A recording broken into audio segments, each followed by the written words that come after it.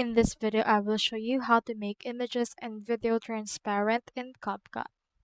So in order to do that, I have in here this file and I have in here as well this image.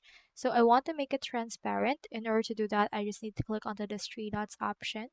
And in here you can see this overlay. So it will actually help you rearrange some things.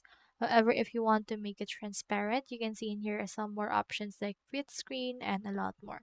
You can also click onto this more tools option as well as this basic option.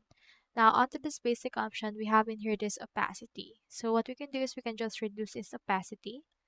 And once you have reduced this opacity, as you can see, the dog right now, the dog picture is getting blurry.